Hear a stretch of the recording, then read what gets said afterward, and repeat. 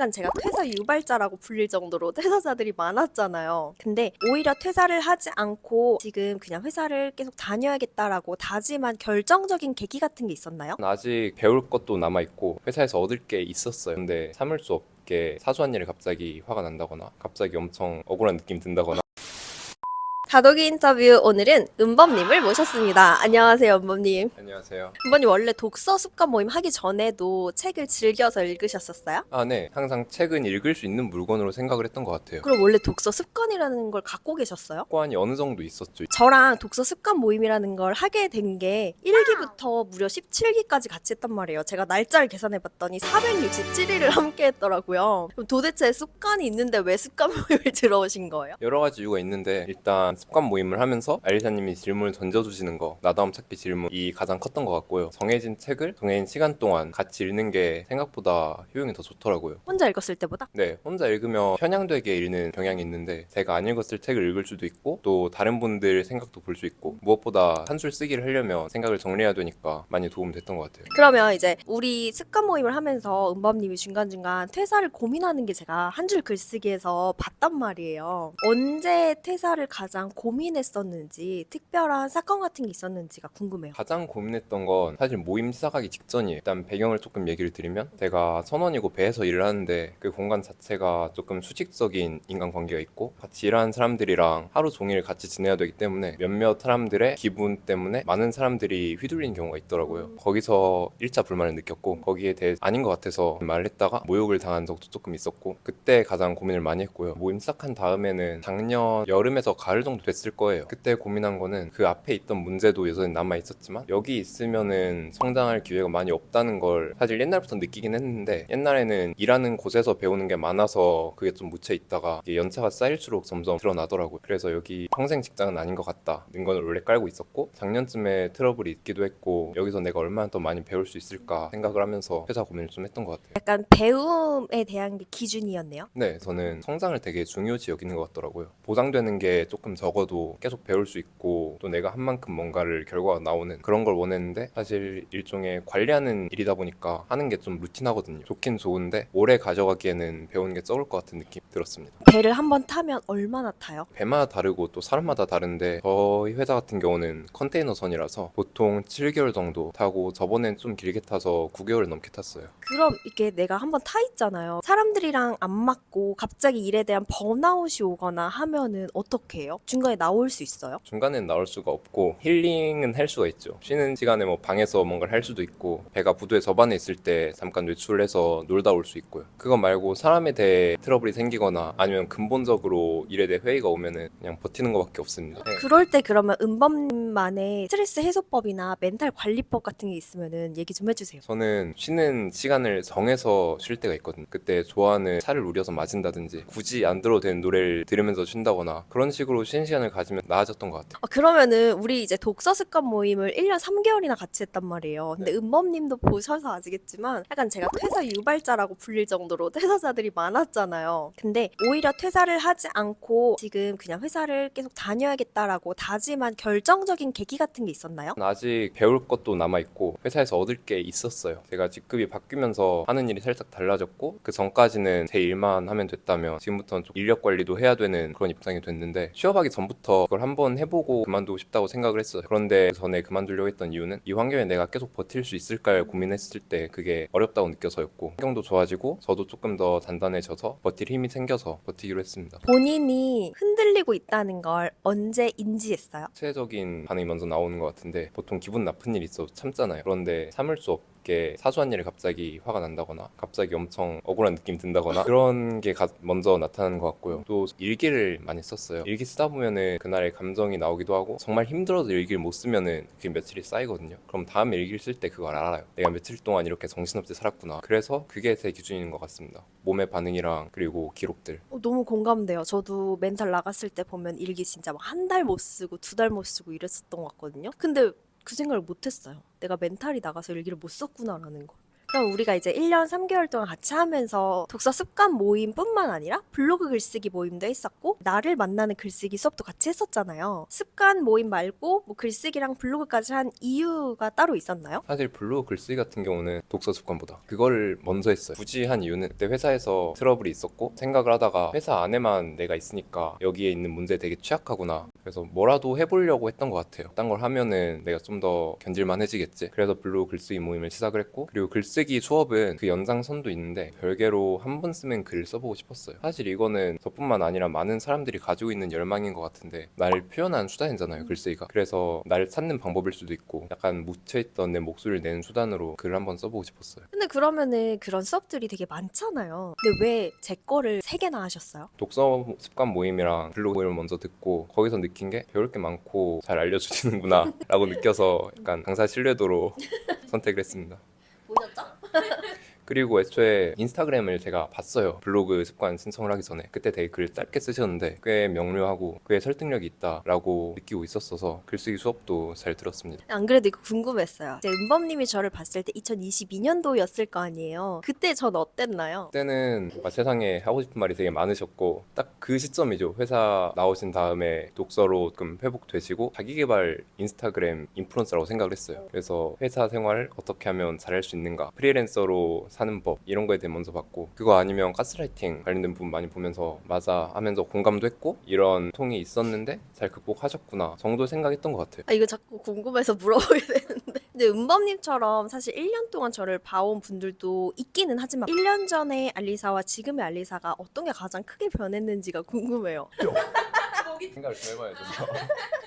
일단 컨텐츠도 바뀌었지만 그 전에 저는 사실 인스타그램을 그렇게 자주 들어간 사람이 아니라서 컨텐츠보다는 습관 모임이나 톡방에서 하시는 말씀으로 많이 보는데 초점이 좀 바뀐 것 같긴 해요. 옛날에는 확실히 가스라이팅이나 직장 내 괴롭힘 그게 위주였다면 지금은 좀 더 잘 살기 위해서 여러 가지를 해보는 느낌이 강한 것 같고, 이거는 환경이 변했을 수도 있는데 옛날에는 약간 DM으로 심한 말을 하는 사람들에 대한 얘기나 뭔가 괴로운 일에 대해 많이 얘기를 하셨던 것 같은데 점점 그게 줄어드는 것 같다고 느꼈어요. 그게 멘탈 차이 같아요. 요즘 PD도 느끼지 않아요? 그때 진짜 멘탈이 바사사 그 내 편이 다독이밖에 없는 거야. 그래갖고 다독이들한테 막 얘기하는 그런 분위기였죠. 되게 정확하게 기억하시네요. 역시 장수 다독이.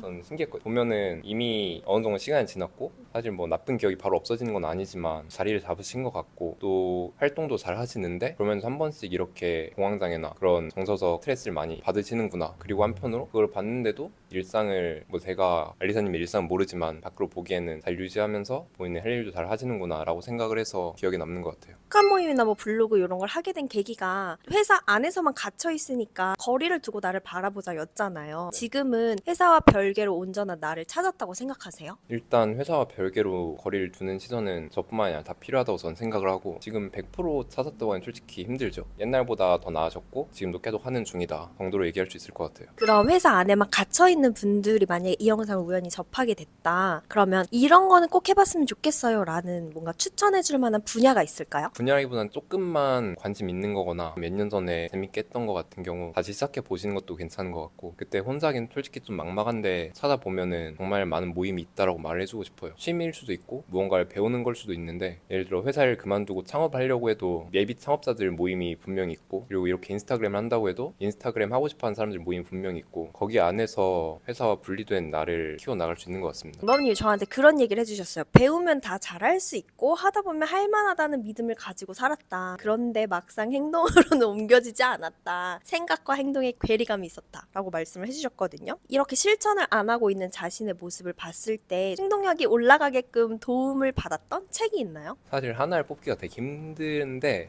조금씩 맞춰가는 과정이라고 생각하거든요. 내 가치관과 생각이 여기 있고 내 일상이 여기 있는데 이걸 맞춰가는 과정이 한 번에 바로 되진 않는데 하나를 뽑자면 10배의 법칙 이런 말이 나와요. 평범한 결혼 생활을 하는데 드는 에너지나 행복한 결혼 생활을 하는데 드는 에너지나 사실 크게 차이가 없다고. 다들 본인 기준으로 평범한 삶을 살고 계시잖아요. 그런데 그게 절대 쉽지 않다는 걸 다들 느끼고 있잖아요. 그러면 내가 더 많이 배울 수 있고 더 성장할 수 있다고 생각을 하면서도 그렇게 안 하는 게 왜일까 생각을 해봤는데, 내가 지금 이렇게 평범한 일상을 살면서 조금씩 성장하는 것만 해도 난 이미 충분히 힘든 것 같고 에너지가 남아 도는 건 아니라서 안 했던 것 같아요. 그런데 지금은 조금 더 하려고 하고 있고, 제가 책임을 안 져도 되는 일 같은 경우에는 많이 늘리는 게 좋지 않나 생각을 하고 있고 늘리려고 해요. 예를 들어 제가 말을 좀 못한다고 생각을 해서 지금 피치 학원을 가서 수업을 받고 있는데, 이런 거 같은 경우는 누군가한테 뭔가를 줘야 되는 게 아니까 중간에 그만둔다고 해도 큰 책임이 없잖아요. 이런 건 한번 늘려보는 것도 괜찮은 것 같아요. 결국 모든 걸 할 수는 없고 한계가 오긴 할 텐데, 한계가 왔을 때 그때 줄여도 되지 않나 생각합니다. 그럼 오히려 보통 분들은 이렇게 생각하잖아요. 내가 얻을 게 있어야만 행동한다. 근데 은범님은 반대네요. 물론 얻을 건 있어야겠지만 이거에 대한 결과를 무조건 내야 한다. 뭔가를 이뤄내야 된다. 이런 건 아니잖아요. 그죠? 그 결과라는 게 뭔가를 시작해서 완성까지 가지 않아도 전 중간까지 가도 얻을 게 있다고 생각을 하거든요. 이건 가치관 차이일 수도 있는데, 저 같은 경우 성장을 중요하게 여긴 사람이고 경험이 꽤 소중해요. 그런데 제가 그렇게 못 살았다고 한 건 경험을 극대화하는 그런 선택을 하지 않았기 때문에 그렇게 못 살았다고 생각을 한 거고요. 중간까지 가도 얻은 게 있다고 생각을 합니다. 10배 법칙 방금 얘기해 주셨던 그 구절 있잖아요. 그럼 그 구절을 읽고 10배로 더 노력해서 살아보셨어요? 10배까지는 왜? 어차피 에너지는 똑같잖아. 그건 내가 이렇게 맞춰가는 과정이 있어서 그 몇 배까지 올라오셨어요? 휴가 중일 때 생각하면 2배 이상은 된 것 같아요. 두 배도 네. 대단한 일이니까. 저 같은 경우 휴가가 있고 일하는 기간이 있는 직업이다 보니까 일할 때는 휴가 때 이것도 하고 저것도 해야지라고 생각을 많이 해요. 일하는 중간에 이렇게 독서 모임 같은 걸 하고 싶어도 못 하거든요. 그래서 일할 때는 이렇게 많이 계획을 잡았는데 휴가 때 그걸 반도 안 해요. 다들 방학 계획 세워보셨으면 공감을 하실 텐데 하고 싶은 게 정말 많은데 안 하게 되거든요. 의지가 달라지지 않나요? 의지가 달라지기도 하고 조금 미루다 보면은 금방 생각보다 시간이 빨리 가서 일단 빨리 시작을 하는 게 좀 유효했던 것 같습니다. 지금 책 쓰기 프로젝트를 하고 있다고 하셨는데 그걸 하게 된 계기가 궁금해요. 광고로 접했는데 옛날부터 한 번은 책을 쓰고 싶은 버킷리스트라고 해야 되나? 그런 게 있었어요. 이 프로젝트 자체는 10명 정도 인원이 소설가 선생님 한 분이랑 같이 책 한 권을 쓰는 거고, 단편을 쓰거나 엄청 짧은 글 여러 개 쓰거나 하는 식으로 진행이 되고요. 광고가 봤는데 넘겼어요. 굳이? 라는 생각이 들어서. 그런데 아까 말했듯이 행동력을 올려야 될 필요를 느껴서 책 결과 어떻게 나오든 얻는 게 있을 것 같더라고요. 그럼 지금 그거를 이제 휴가 전에 끝내는 계획인 건가요? 네, 그게 8주라서 4월 말까지 해서 끝나고요. 저는 5월 초에 대를 나가기로 이미 협의가 됐고 책을 쓰지만 실물은 받아볼 수 없습니다. 근데 제가 바다에 나가 있기 때문에. 궁금하다. 나중에 보여주세요. 기회가 나중에, 된다면. 네. 알리사의 독서 습관 모임을 들었으면 좋겠다 하는 사람들에게 해주고 싶은 말이 있다면 한번 해봐도 된다라고 말을 해보고 싶어요. 사실 15만 원 하다고 생각할 수 있는데, 생각해보면은 저희 커피 먹고 외식하고 하는 돈 치면은 나오는 금액이라서 그 돈으로 한번 시도를 해보는 것도 괜찮은 것 같아요. 그게 누군가한테는 뭐 효과가 많이 있을 수도 있고 누군가한테는 없을 수도 있지만 그것까지 포함해서 얻는 게 있다고 생각을 하기 때문에. 그리고 습관 모임을 하려고 한 사람한테 하고 싶은 말은, 결국 본인이 접하셔야 되는 부분이 분명히 있다는 거를 인식을 하시고 좀 적극적으로 하시는 게 좋겠다라고 말하고 싶습니다. 진짜 좋은 말이다. 내가 하고 싶은 말 대신해 주셨어.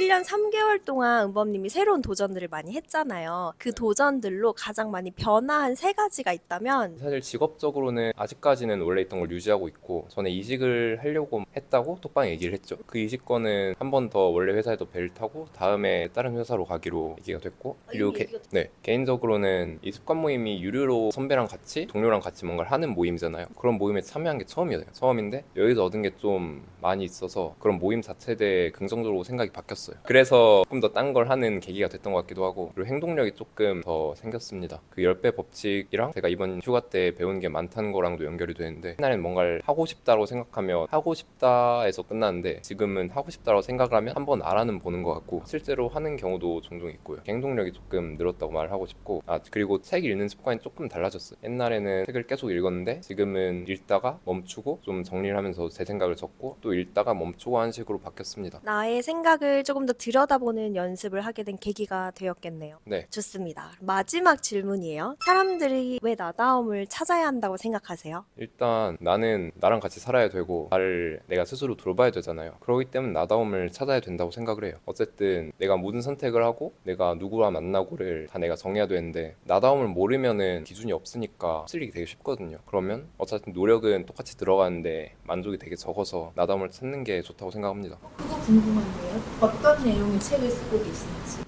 네, 책 내용이요. 제가 쓴 책 같은 경우 8주 프로젝트에서 지금 2주차 수업 듣고 쓰고 있는데 처음에는 제가 가진 생각을 이야기로 쓰려고 했어요. 쓰다 보니까 생각이란 게 되게 두루뭉실하고 모호해지더라고요. 그래서 제가 겪은 일을 가지고 쓰려고 하고 에세이는 아니고 소설을 쓰고 싶어서 조금 수정은 들어가겠지만 일단 제가 언제 분노를 느끼는지 언제 무력감을 느끼고 언제 조금 통제력을 가졌다고 느끼는지 경험에 대해 쓰고 있어요. 사실 지금까지 이제 제 모임에 1년 넘게 해주신 분들이 적지는 않거든요. 근데 많지도 않아요. 그리고 또 그분들 안에서 인터뷰를 다 응해주시는 건 아니거든요. 그래서 이렇게 인터뷰를 응하는 것 자체가 엄청난 용기인데 일단 시간을 내주셔서 너무 감사하고 그것보다 더 감사한 건 1년 넘게 저랑 함께 해주셨던 거. 그리고 우리 뭐 모임을 떠난다 그래서 연 끊을 거 아니잖아요. 앞으로도 주기적으로 시간이 되면 보고 그렇게 했으면 좋겠어요. 오늘의 인터뷰는 여기까지 하도록 하겠습니다. 끝!